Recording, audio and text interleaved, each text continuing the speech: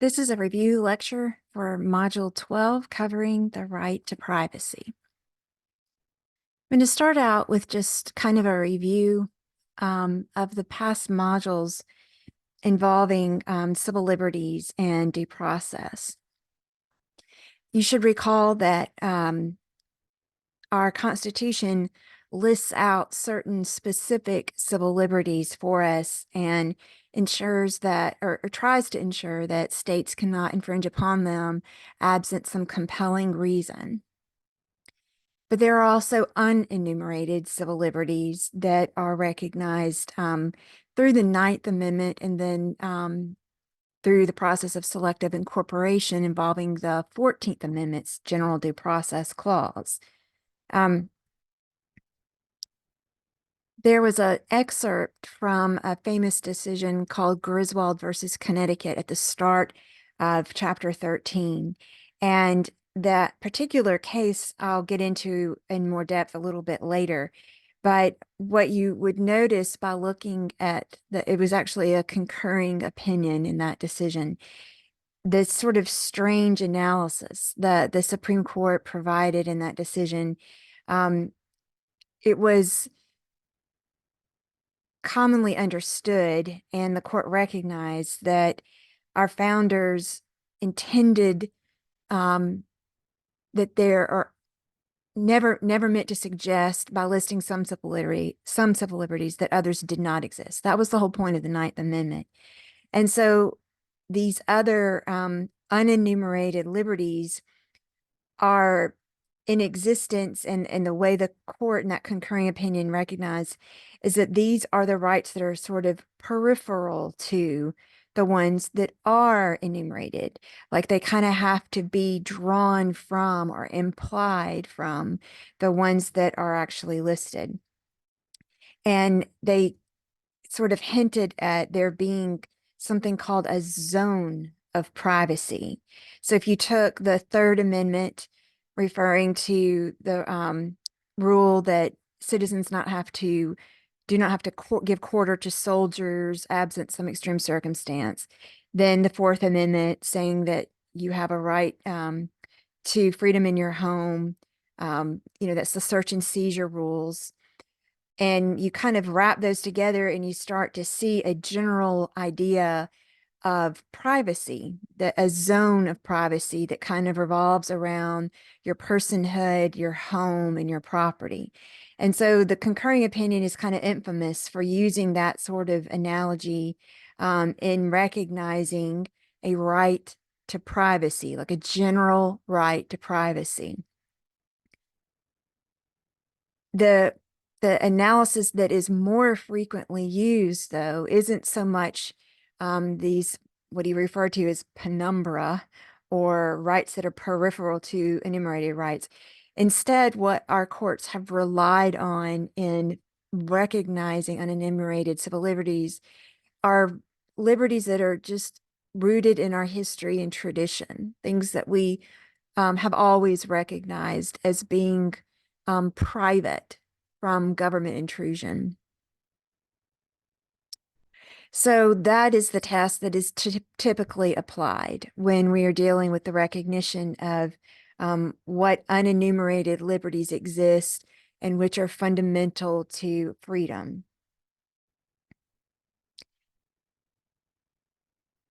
We mentioned also the first effort the U.S. Supreme Court made towards recognizing unenumerated rights were economic freedoms. And that was the subject of a previous module that was specific to due process. And I discussed the Lochner case and some of the other decisions recognizing the freedom to contract. So that sort of predated the recognition of this right of privacy or personal unenumerated freedoms. But in Meyer versus Nebraska, the U.S. Supreme Court was looking at a law in Nebraska that was passed right around World War I that prohibited teachers or schools from teaching any language to students other than English. And they were specifically meaning German. They didn't want young American children, young impressionable American children learning the German language because the Germans were our enemy in World War I. And this is a time period in America, if you know much about history, of very extreme nativism. Anything not American was rejected, even beer, by the way, if you were interested, fun fact. So this law in Nebraska, though, prohibited teachers from teaching foreign languages to students up through 8th grade. And the court struck that down. And as part of its analysis, it kind of recognized the existence of many fundamental civil liberties that were not enumerated in the Constitution. And the list includes these: the right of the individual to contract. So you would recognize that from the economic freedom decisions we discussed. The right to engage in any of the common occupations of life, to acquire useful knowledge, essentially to go to school, to learn, to marry, establish a home, and bring up children, to worship God according to the dictates of his own conscience, and generally to enjoy those privileges long recognized at common law as essential to the orderly pursuit of happiness by free men. So that is kind of not necessarily that was definitely not the holding of the case, but you're seeing now the court justifying itself and recognizing a civil liberty that is not enumerated and also is not economic. So that particular ruling, the holding of that case, was to strike down this law that prevented foreign language education, and it was based on the existence of a liberty interest held by parents to control the upbringing of their children. And that liberty interest is balanced against what the state had asserted, the interest of promoting civic development. And while that is a legitimate state interest, it went too far. It interfered too much in the right of parents to control how their children are being brought up and control what they learn in school. So that's how we kind of got started with the recognition of unenumerated civil liberties that are personal liberties and not economic ones. The next time, or the next sort of topic for the right to privacy, or an extension of it, is the right to marry. And the case of Loving versus Virginia is the one that dealt with that most directly. This one involved a couple, interracial couple, the Lovings. They had gotten married in the District of Columbia because it was illegal for them to get married in Virginia. And so they got married in the District of Columbia, went home to Virginia, and then they were arrested and prosecuted for violating Virginia's law that prohibited interracial marriage. And it's kind of a long and actually kind of a touching story if you have time ever to look at it. But in the end, they bring their case to the U.S. Supreme Court. And in that case, which is mostly about equal protection, the equal protection was the crux of the case. But at the very, very end of the case, the court mentions also that there is a fundamental right to marry. And that also was violated or infringed by these bans on interracial marriage. So that right to marry wasn't something newly recognized in the Loving case. It was based on prior cases, but it is acknowledged, and it is one basis on which the U.S. Supreme Court struck down Virginia's law. The next case that I asked you to really focus on involving the right to marry was Obergefell versus Hodges. That was the most recent case here. And in that case, you're probably aware of it. This was the case that held that states could not ban same-sex marriages. They had to recognize them just as they would opposite-sex marriages. And the foundation of the holding was the due process, the fundamental right to marry that had been recognized through many, many prior decisions. Even before the Loving decision, there was there was precedent, Supreme Court decisions recognizing a fundamental right to marry being held by the individual.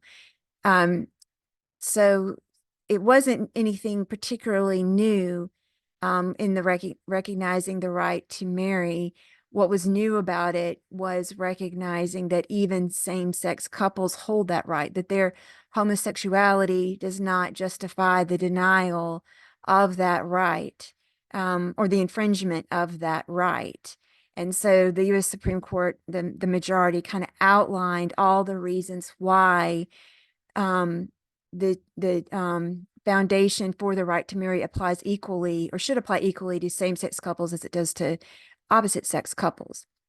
But what I wanted you mostly to pay attention to as you were reading that decision was this language here. And you can just follow along with me. I'm going to read it out loud. This is the majority decision. This one was written by Justice Anthony Kennedy. He's no longer on the U.S. Supreme Court. The identification and protection of fundamental rights is an enduring part of the judicial duty to interpret the Constitution. That responsibility, however, has not been reduced to any formula. Rather, it requires courts to exercise reasoned judgment in identifying interests of the person so fundamental that the state must accord them its respect. That process is guided by many of the same considerations relevant to analysis of other constitutional provisions that set forth broad principles rather than specific requirements. History and tradition guide and discipline this inquiry, but do not set its outer limits. That method respects our history and learns from it without allowing the past alone to rule the present. The nature of injustice is that we may not always see it in our own times. The generations that wrote and ratified the Bill of Rights and the 14th Amendment did not presume to know the extent of freedom in all of its dimensions, and so they entrusted to future generations a charter protecting the right of all persons to enjoy liberty as we learn its meaning.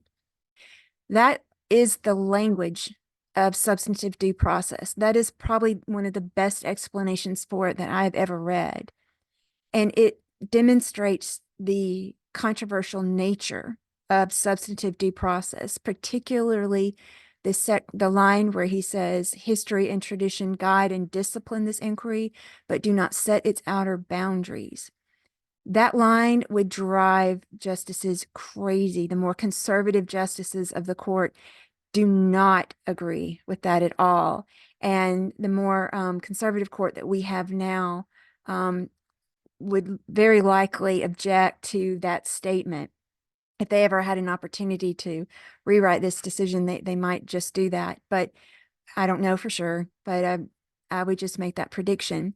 Particularly Justice Thomas, Clarence Thomas, who is still on the court, does not believe that the court should ever be able to remove the text of the Constitution from its historical context. In his opinion, the interpretation of the Constitution is locked into its historical understanding, and it is not it does in fact set the outer limits of the inquiry, contrary to what Justice Kennedy wrote here. And so that's a lasting problem that our U.S. Supreme Court is having to deal with whenever right to privacy cases come before it. They have to struggle to develop a majority around whether to and how they will apply substantive due process, determining which civil liberties are inherent in the concept of freedom and cannot be infringed. So now we'll move to a different topic, and this is the right for reproductive freedom. The earliest cases had to do with procreation. So this is some really odd cases involving the forced sterilization of human beings, which may shock you. But there were several laws in several states that provided for forced sterilization of women mostly. And for a time they were upheld. But in the 1940s, in a decision called Skinner versus Oklahoma, the U.S. Supreme Court struck down the laws in that particular case, it was on the basis of equal protection, but in the decision, the court wrote that the right to have a child, the right to bear or beget a child, is a fundamental civil liberty, and that was in 1942.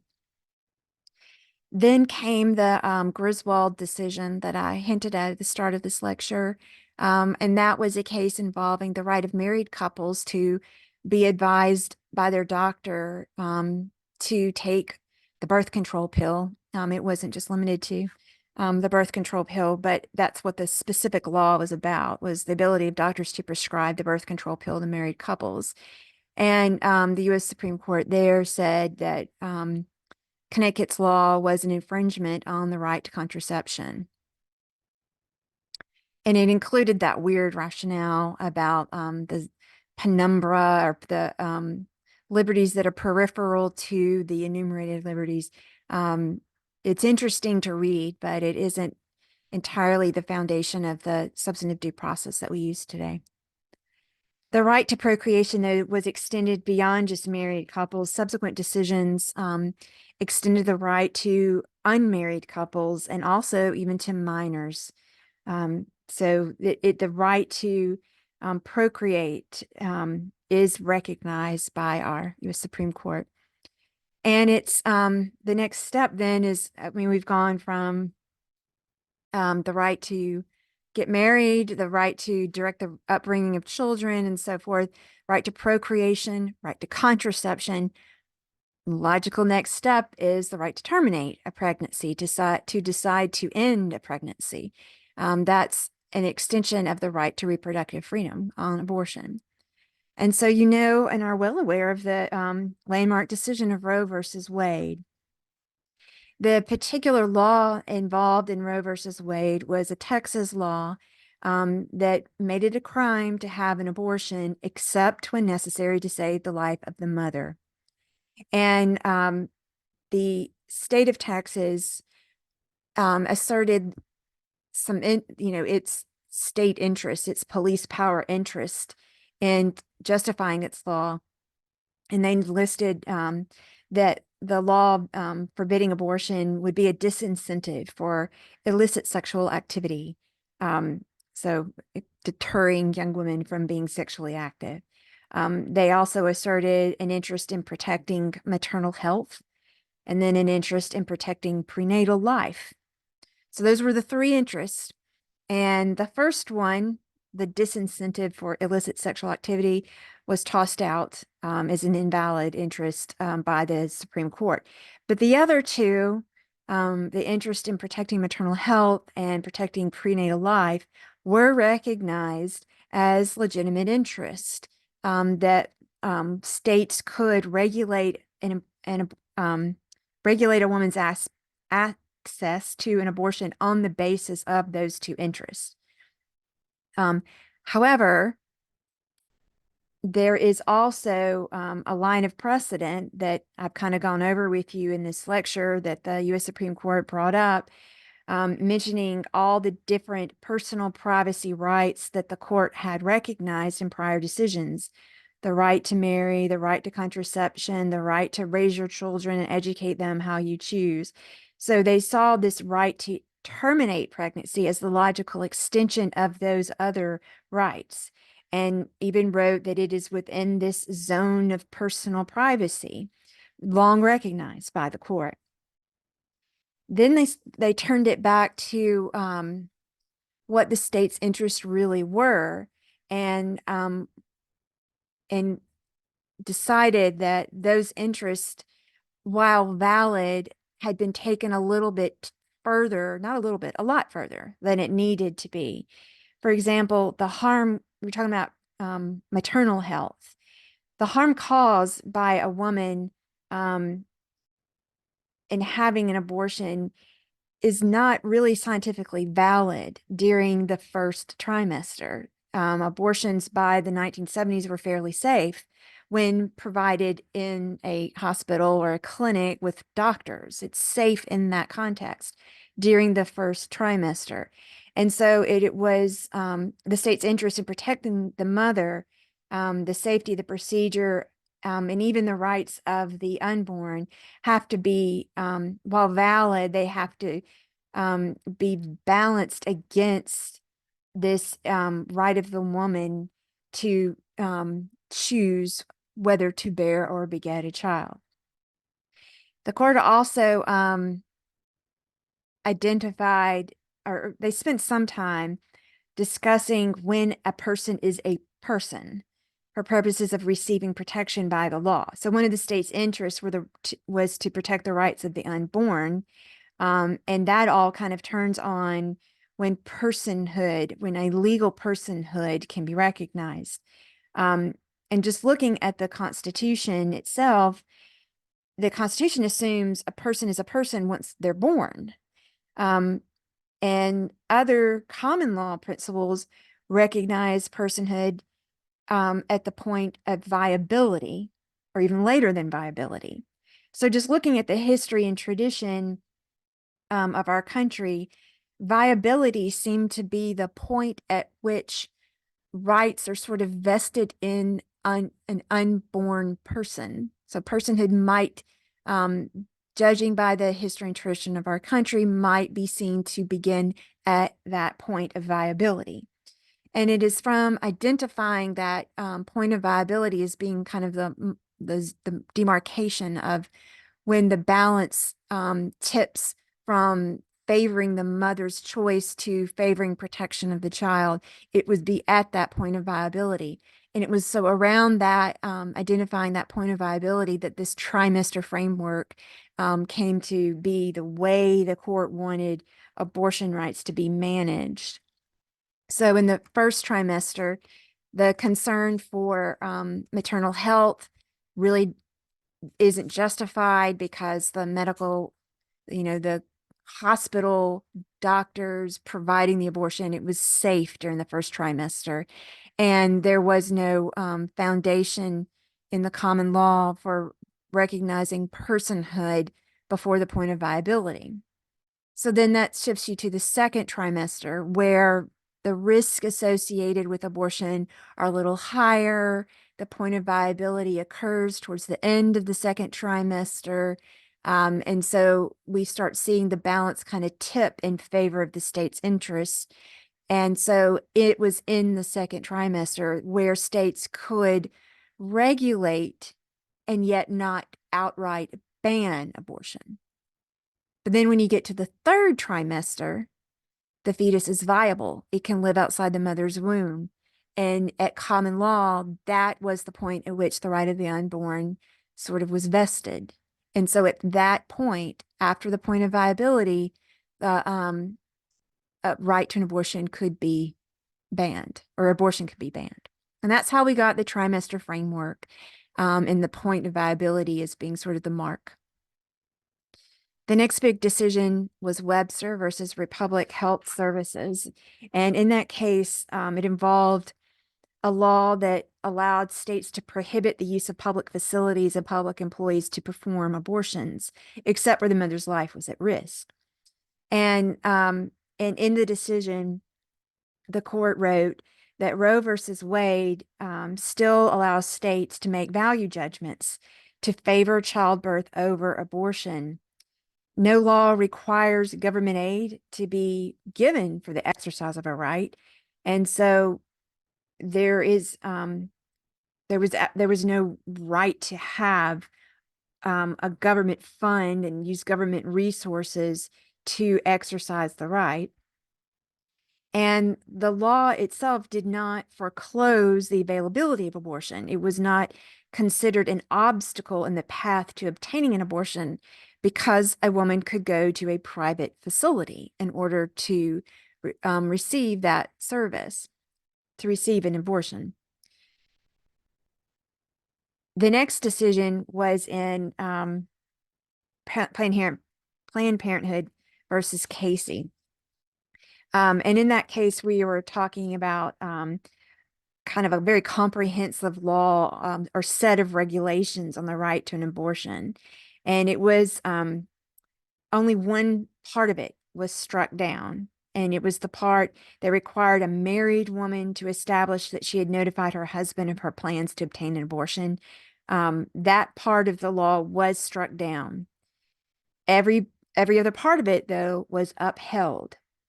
And they didn't overturn Roe versus Wade, but they did limit its holding. They did kind of whittle away at Roe versus Wade in the Casey decision. But here's what they said about overturning it. They said, and this is what, 30 years ago, almost to the date, 30 years ago, and Planned Parenthood versus Casey was decided. And there they said they would not overturn Roe versus Wade because it would violate the principle of stare decisis. And if you remember, stare decisis means let the decision stand.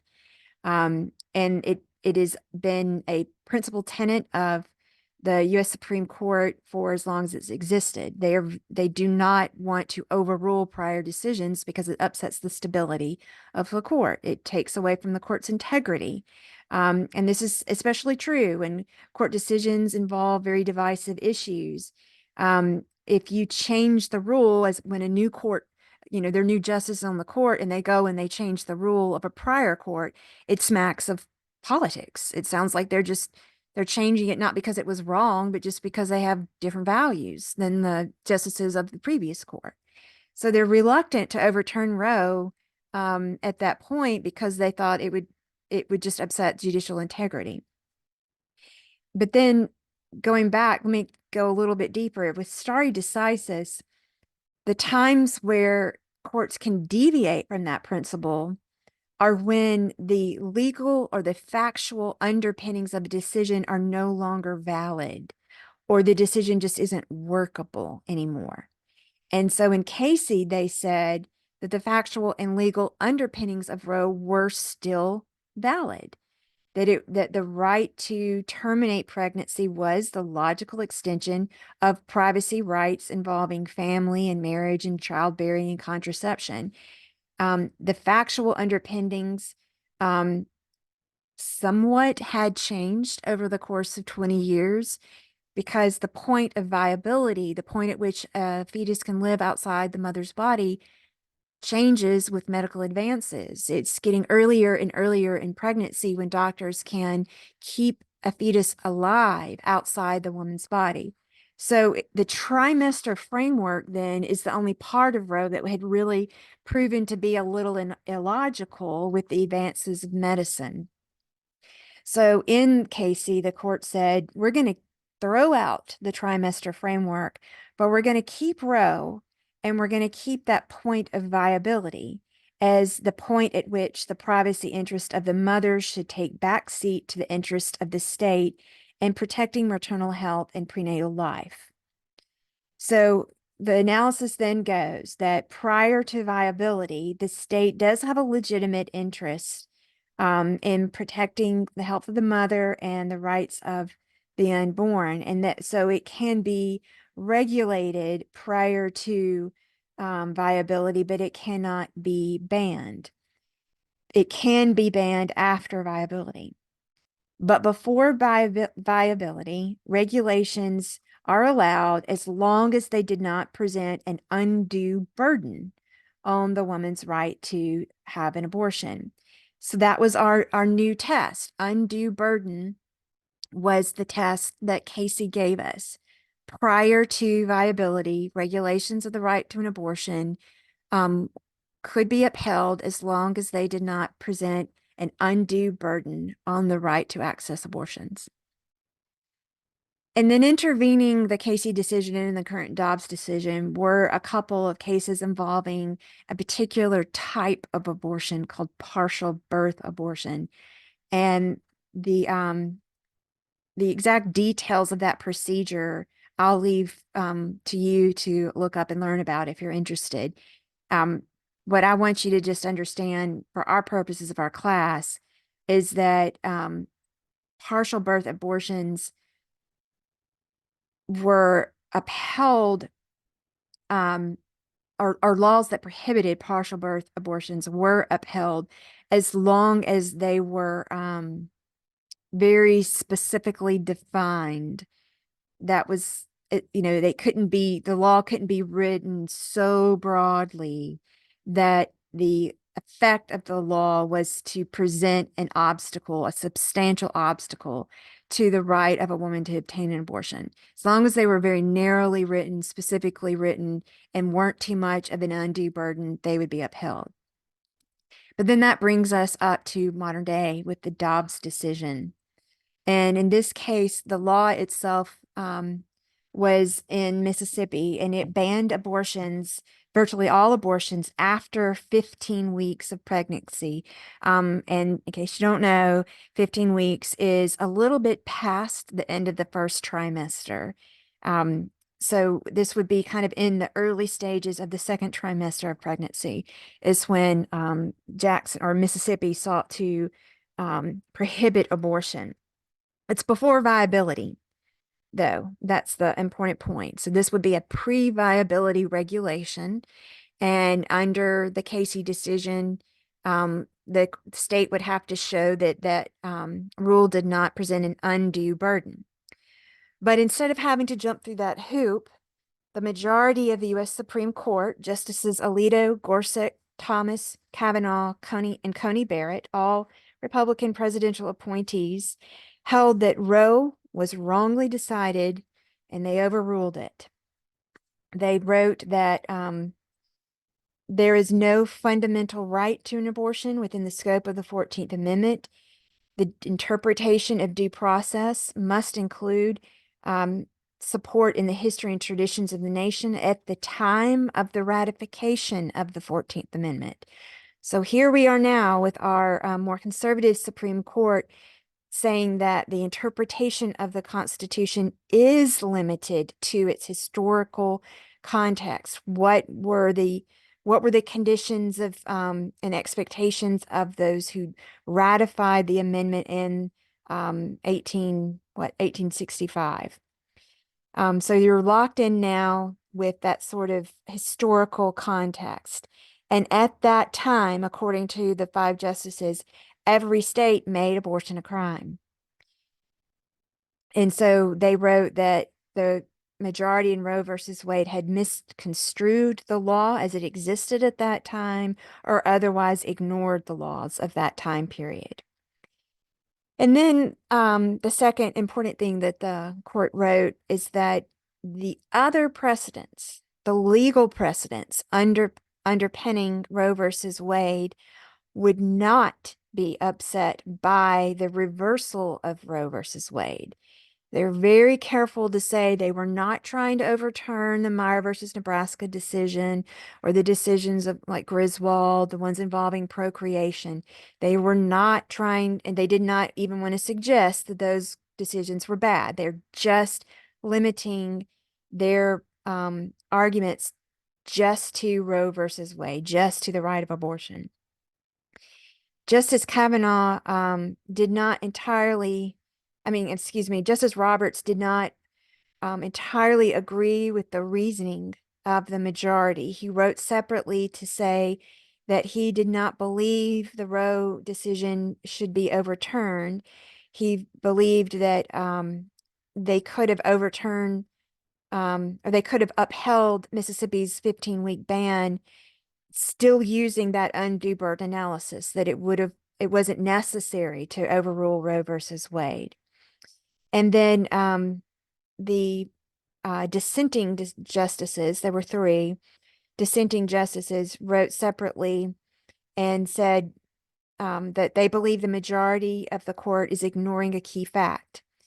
When you're referring to the laws as they existed at the ratification of the 14th Amendment in the 1860s, they're ignoring the fact that women couldn't vote at that time. They had no voice in whether the 14th Amendment would be ratified. They had no voice in the laws that made abortion illegal at that time. They were completely disenfranchised. They had no political power. And because of that, they believed that this the recognition for the right to an abortion is valid and it should be upheld.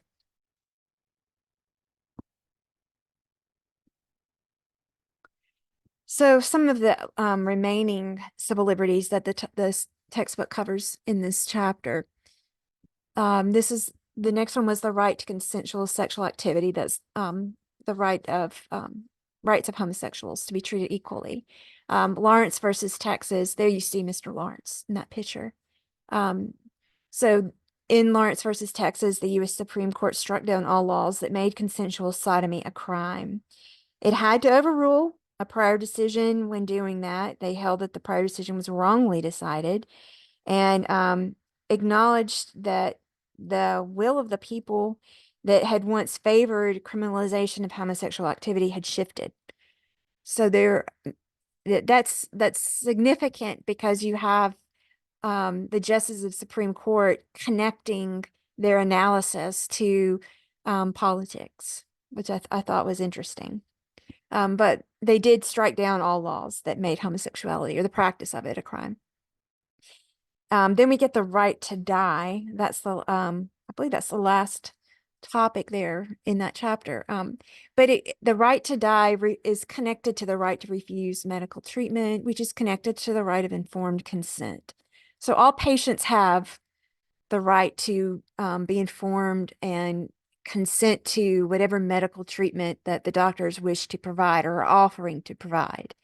So you get the information as a patient, you hear your options, and then you choose what kind of treatment you will receive. Right? That is a fundamental right to be informed and to make your own choices about what medical treatment you receive. All right. And included in that is the right to refuse medical treatment, the right to say, no, I don't want to be treated. I may die, but I'm going to accept that risk and refuse medical treatment. So there is this fundamental liberty, the right to refuse medical treatment, even if it means that you will die. The problem comes when the patient is incompetent and cannot reason and speak for themselves. And so in the big decision, Cruzan versus Missouri Department of Health, I'm not sure if that was in your book or not, but in that case, Nancy Cruzan, let's see, I think I have a picture of her. There she is. Nancy Cruzan was in a vegetative state. She was only alive because of machines keeping her alive. I think she had a terrible car accident. Anyway, her family wanted to pull the plug, essentially, to end her medical treatment. And she, the patient, could not make that decision. And so she had to rely on her family to make those decisions for her. And the state of Missouri imposed this sort of burden of proof, clear and convincing evidence, to be the basis for any decision for rejecting medical care to keep her alive. And the U.S. Supreme Court upheld that Missouri law and said that it was okay because it serves the state's interest in knowing for sure what the patient's true wishes are about such an irreversible action. Physician-assisted suicide is sort of a tangential issue involving the right to die. And there is Supreme Court precedent that it allows states to protect physicians who prescribe the drugs patients use to commit suicide. And the federal government cannot prohibit a doctor from assisting in a suicide as long as the state allows it. As long as the doctor is not violating any state laws, then Congress cannot get in the way and prevent the doctor from assisting suicide. But there is no civil liberty in the right to actively commit suicide. So on the one hand, you can refuse medical treatment, even if refusal means you will die. There is that civil liberty. But there is no civil liberty in actively ending your life. That's the distinction. And it's a very fine line. And there's plenty of debates and controversies out there that you could look up. And that's the end of my review for Module 12.